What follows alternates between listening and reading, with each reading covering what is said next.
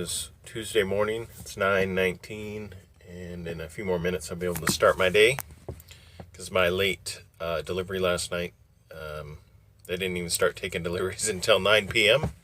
and it was like an hour and a half away from here. And now I'm traveling. This is Madison, Illinois, and I'm traveling to Roxana, Illinois, which is 30 minutes from where I'm at right now. And I will pick up some concrete to take it to Jenkinsville, South Carolina. And it's not due to be delivered until the morning of the 2nd. And usually when they have these tight, specific delivery times to the same company on a construction site, it's hard to change it based on whatever methods they have to unload me. So we will go pick this up, and it's going to be some kind of concrete thing. And we'll see what it is. That's it for now. Well, it looks like I'm carrying my 4 concrete barriers to South Carolina.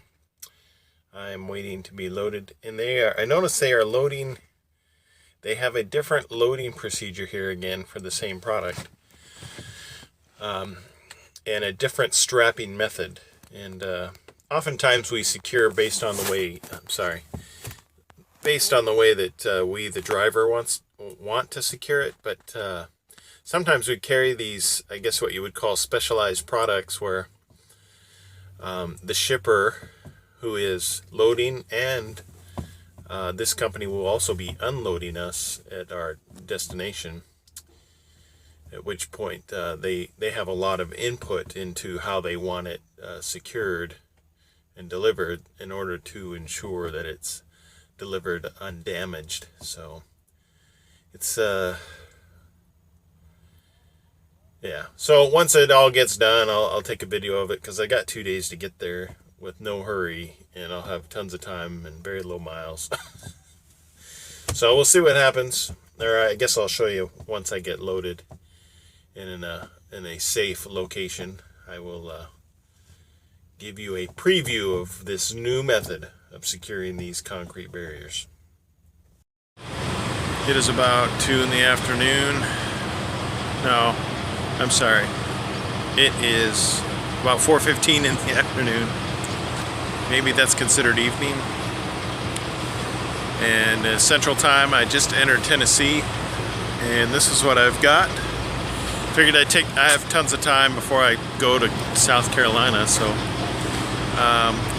this is another load of barrier wall that is going to be used at a facility there. It's actually part of a gun range, but they have us securing it differently, because the last time I hauled this, what we did was 2 straps over the center, and that held the 2 straps there and then 1 strap down here. But now they had us strap it down like this as far as the location of our straps.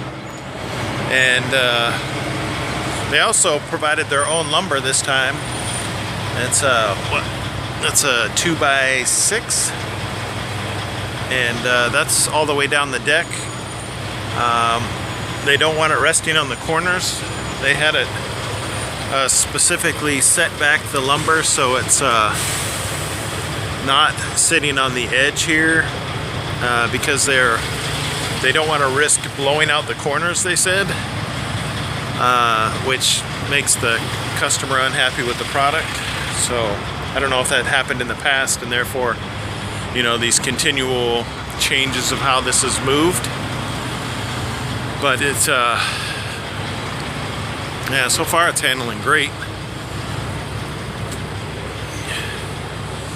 So yeah, I had these blue edge protectors that are on top. I actually got these from the load of thermal insulated panels. They want their products protected when they're shipped, so they actually provide these blue plastic edge protectors, which usually we have to purchase, but that manufacturer, that shipper, provided them for free for all their loads, and we get to keep them when we're done, so that's great. I'm hoping I get to keep these 2x6s when we're done, because they're some good lumber, and I'm always working on stuff. So I guess that's it. This is where I do my load checks, go around, make sure everything's still secure, there's nothing shifting or moving or needing tightened, and so far so good. Each of these estimated weight of I think it's between 8,000 or 10,000 pounds. So yeah, nothing else to say. This is I'm at I guess you would say the first rest area when you enter Tennessee from Kentucky. So it's the Tennessee Welcome Center. And yeah.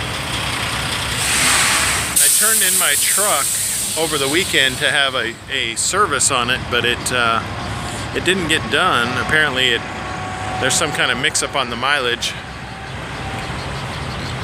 So I got it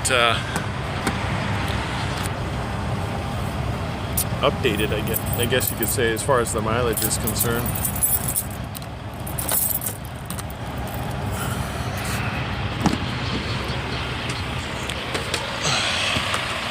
The sticker on my door said 334,174 is when it was due, and I'm trying to get it to focus on these numbers here. When I got the truck back and found out, I realized, hey, there was no service done because my old sticker was on there still. So I assumed it might have been done, but maybe they forgot the sticker. So I went back in to talk with them, and they said, oh, no, we didn't do a service on your truck. And I'm like, okay. And my sticker says it's coming due, and I've been getting Qualcomm messages for it. Well, after all the talking back and forth, they let me know, it's like, no, you're due at 338,000 miles. And I'm like, okay. So I sent messages to my fleet manager. Did I send one to my fleet manager? Yeah. Sent one to my fleet manager to let him know what was going on. And I do it through the Qualcomm, so this way there is documentation of the process, because we do preventive maintenance. We see if I can speak English today in a coherent sentence. In order to maintain our highest level pay for performance, we also have to perform preventive maintenance without it expiring or going past due.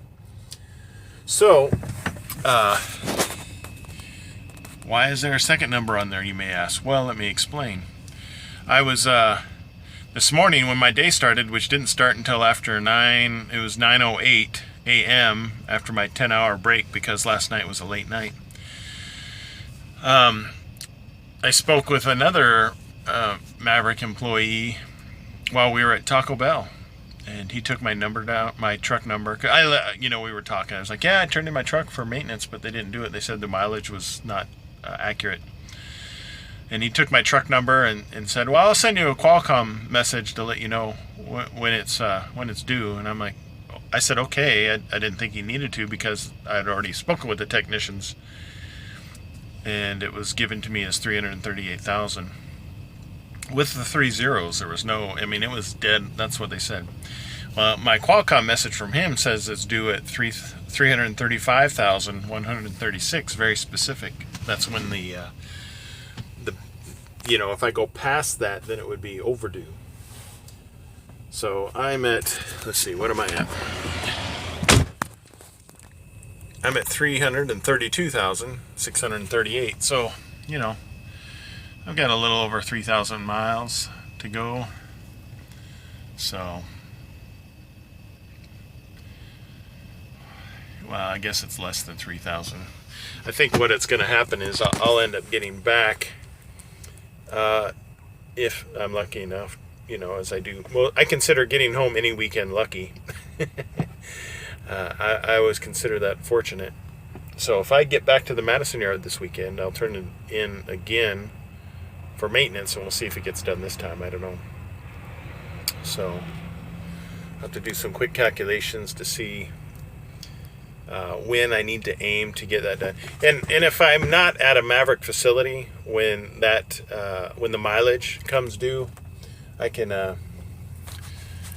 They always set it up to where we can stop by a TA or some other truck servicing facility to get that preventative maintenance accomplished, so we don't go overdue. And Maverick covers the cost for all that. I don't pay anything out of pocket for this truck or any of its supplies. And I guess I could clarify that. I did pay for my GPS and my satellite radio, but they do have navigation in the truck on the Qualcomm unit. It's just not, I don't know, it doesn't have the functions I would like. So if my GPS goes down, I will rely on it. I'll have to do things slightly differently. Oh well. That's it for today. And tomorrow's going to be the exact same thing. I've only got, let's see, how much farther do I got to go? I'm only 9 hours away. I could stop right now and drive the rest of the way tomorrow, but I'm going to keep driving. It doesn't deliver until the morning, and there's no changing this. I have to wait until the morning of the 2nd, because this facility is a secure facility, and they have a specific time set up for us truck drivers, and there's a lot of us going there to deliver this product. And the company that manufactures these concrete barriers is also the company that's going to unload us at that facility. So we'll see how it goes, because last time it was very interesting. When they unloaded me, their truck began to tip over while unloading the concrete barriers for my truck, because they overextended the boom. But he was quick acting and was able to prevent catastrophe. This time I'm going to put up my GoPro in case that happens again, because it looked precarious. And yeah, so we'll see what happens. It's Tuesday.